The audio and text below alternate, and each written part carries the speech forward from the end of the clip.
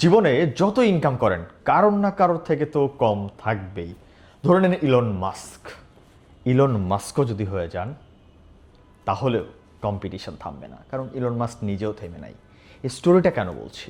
আপনি জীবনে একটা রেস খেললেন, তারপর আপনি সেকেন্ড হলেন, আপনি দেখলেন আপনার উপরে একজন আছে, আপনার নিচে একজন আছে। দেখেন, ইটস আ সেটেল পজিশন।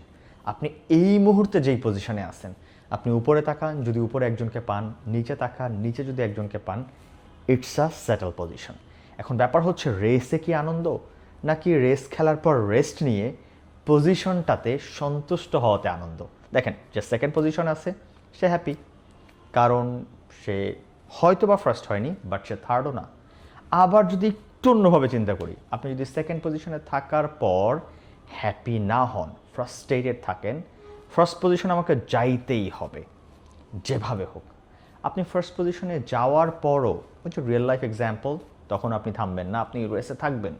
আপনাকে রেস খেলতে ইচ্ছা করবে, রেসের ভিতরেই আপনি আনন্দ খোঁজার চেষ্টা করবেন, কিন্তু আলটিমেটলি এটা আপনার জীবনে কোনো ফাইনাল ডেস্টিনেশনে নিয়ে যাবে না। দুইভাবে আপনি চিন্তা করতে পারেন। এক হচ্ছে, আপনি যদি ফ্রাস্ট্রেটেড না হতে চান, আপনি জাস্ট থিঙ্ক করেন আপনার পজিশনটা, দেখবেন আলহামদুলিল্লাহ এইটা একটা মিডল পজিশন বা আপনি ওয়েল সেটেল পজিশন। আর আপনি যদি কম্পিটিটিভলি শুধুমাত্র রেসে অ্যাটেন্ড করতে চান, শুধুমাত্র রেস খেলতে চান, তাহলে জীবনে শান্তির কথা ভুলে যান।